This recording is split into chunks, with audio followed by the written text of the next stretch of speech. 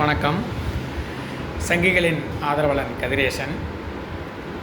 நேற்றுக்கு சமூக வலைதளத்தில் ஒரு செய்தி பார்த்தேன். அதில் திமுககாரங்க தமிழக மாணவர்களின் கல்வியை பாதிக்கிறது நீட் தேர்வு, அதனால் நீட் தேர்வை எதிர்த்து போராட்டம் பண்ண போகிறோம் அப்படின்னு சொல்லி போட்டு ஒரு அறிவிப்பு வெளிவிட்டிருந்தாங்க. கொஞ்சம் கொஞ்சமாக ஆரம்பிச்சிட்டாங்க. நீட் தேர்வு கிட்டத்தட்ட 6-7 வருஷத்துக்கு மேலே ஆயிடுச்சு தமிழ்நாட்டில். போன ட்ரிப் இவங்க தேர்தல் வாக்குறுதி கொடுக்கும்போதே நாங்கள் ஒரே கையெழுத்தில் நீட் தேர்வை ஒழிச்சிடுவோம், இந்தியாவில் தமிழ்நாட்டுக்கு நீட் தேர்வு விலக்கு வேணும்னு சொல்லி போட்டு நாங்கள் முடிவெடுத்துடுவோம், நாங்கள் சட்டமன்றத்தில் தீர்மானம் போட்டுருவோம், நீட் தேர்வை இல்லாமல் பண்ணிடுவோம் அப்படி மாதிரி சொன்னாங்க. 5 வருஷமாச்சு, இன்னும் எதையும் கிளிக்கலை. நீட் தேர்வு அப்படியே தான் இருக்குது. இப்போ 5 வருஷம் கழித்து என்னமோ முந்தா நேற்று ஒரு 2 நாளைக்கு முன்னாடி தான் நீட் தேர்வை மத்திய அரசு அறிமுகப்படுத்தியிருக்கிற மாதிரியும், புதுசாக அரசு அதை ஆதரிக்கிற மாதிரியும், நாங்கள் அதை எதிர்த்து போராட்டம் பண்ணுறோம் அப்படி மாதிரி ஒரு காமெடியான வேலையை இவங்க செஞ்சிட்ருக்காங்க.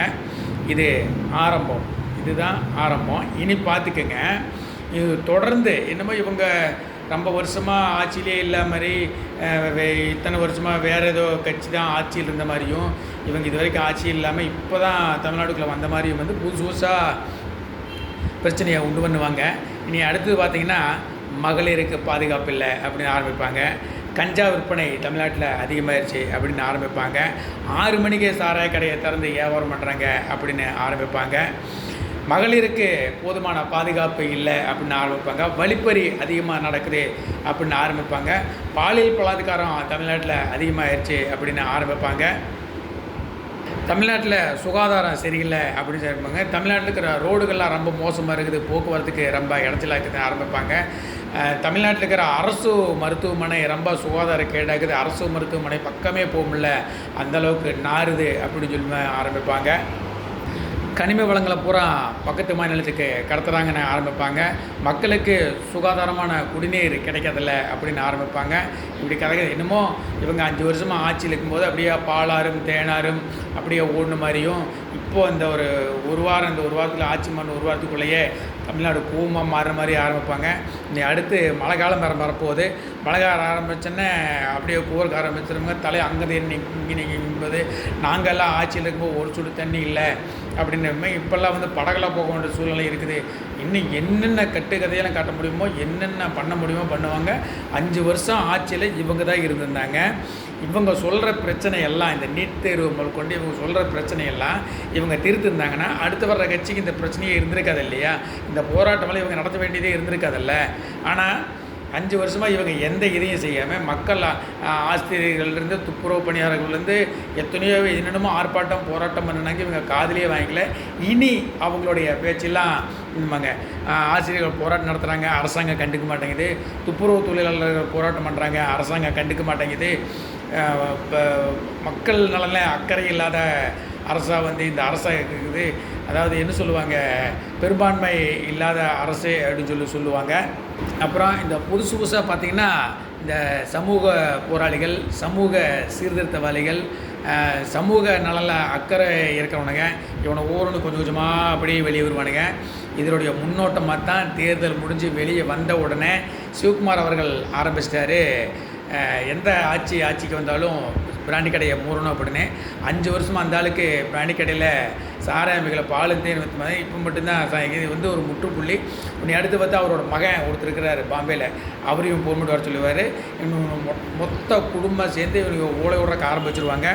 அதுபோக சமூக போராளிகள் அப்படின்னு சொல்லி ஒவ்வொருத்தரும் வெளியே அவங்களும் அப்படி தான், தமிழ்நாட்டில் அது நடக்குது, இது நடக்குது, வன்முறை நடக்குது, பாலியல் பலாத்காரம் நடக்குது, குற்றச்செயல் நடக்குது, கஞ்சா வைக்குது, இப்படியே வரிசையாக பிரகாஷ்ராஜ், சத்யராஜ், அப்புறம் இந்த பியூஷ் மணிஷ் அப்படின்னு சொல்லி போட்டு ஒருத்தன் இருப்பான். 5 வருஷமாக அவன் எங்கே இருந்தான்னு தெரியல. இப்போ 2-3 நாளாக அவன் அப்படியே இந்த சமூக வலைதளங்களில் பிள்ளை ஊழல் விடக்க ஆரம்பிச்சிட்டான். இது மாதிரி நிறைய சமூக சீர்திருத்தவாதிகள், சமூக போராளிகள் எல்லாம் வரிசையாக தமிழ்நாட்டுக்குள்ளே வந்துடுவாங்க. வரதை நம்ம பார்க்கத்தான் போகிறோம். மக்கள் ஒன்று நல்லா தெரிஞ்சுக்கங்க, நம்ம ஏமாந்து திமுக ஆட்சியை விட்டுட்டோம். தமிழ்நாட்டில் எந்த பிரச்சனையுமே மணல் கடத்தல் இல்லை, ஊழல் இல்லை, கஞ்சா இல்லை, போதை இல்லை, எந்த இதுவுமே இல்லாமல் 5 வருஷமாக மக்கள் வந்து நிம்மதியாக சந்தோஷமாக ஒரு பொற்கால வாழ்க்கையை வாழ்ந்துட்டு தமிழ்நாட்டில் ஸ்டாலின் அவர்களுக்கு ஓட்டு போடாமல் திமுக புறக்கணிச்சதுனால இனிமேல் நம்ம அந்த வந்து பொற்கால ஆட்சியை இழந்துருவோம். ரொம்ப கேடுகட்ட வாழ்க்கை, ரொம்ப கஷ்டப்பட்ட வாழ்க்கையை நம்ம தமிழ்நாட்டு மக்கள் வாழ போகிறோம். அதுக்காக வந்து திமுக ஓட்டு போடாதனால மக்கள் ரொம்ப வருத்தப்படக்கூடிய சூழ்நிலை வரும். அதனால் மக்கள் வந்து ரொம்ப கவனமாகவும் ஜாக்கிரதையாகவும் இருந்துங்க. அவங்கவுங்களுடைய பெண் பிள்ளைகளை அவங்கவுங்க பாதுகாத்துங்க. ஏன்னா திமுக ஆட்சியில் சட்ட ஒழுங்கு ரொம்ப சிறப்பாக இருந்தது. இங்கே வருங்கால விஜய் அவருடைய ஆட்சியில் சட்ட ஒழுங்கு எப்படி இருக்குன்னு தெரியாது. அதனுடைய நம்மளுடைய பாதுகாப்பு நம்ம தான் பார்த்துக்கணும். முதல்வர் ஸ்டாலின் இல்லை, அவரோடு சேர்ந்து சமூக ஆர்வலர்கள் வந்து நிறையா குரல் கொடுப்பாங்க. அப்புறம் நம்ம இந்த இளம் விதவிகள் சங்க தலைவர் அவருனே ஒரு பக்கம் ஆரம்பிச்சிடுவார். மூளைக்கு சாராயம் விற்கிது, காலையில் 5 மணிக்கு சாராயம் விற்கிது, நைட் 12 மணிக்கு சாராயம் விற்கிது, ரோடாக சாராயம் விற்கிது, இது தமிழ்நாட்டில் இளைஞம் விதவிகள் அதிகமாயிட்டாங்க அப்படின்னு அவங்க ஒரு பக்கம் போக ஆரம்பிச்சிடுவாங்க. இந்த கருமாந்தத்தெல்லாம் கேட்டு தொலை வேண்டிய சூழல் நம்ம இருக்கிறோம். சமூக வலைதளத்தை திறந்தாவே இனி இவங்களோட ஒப்பாரி கேட்க முடியாது.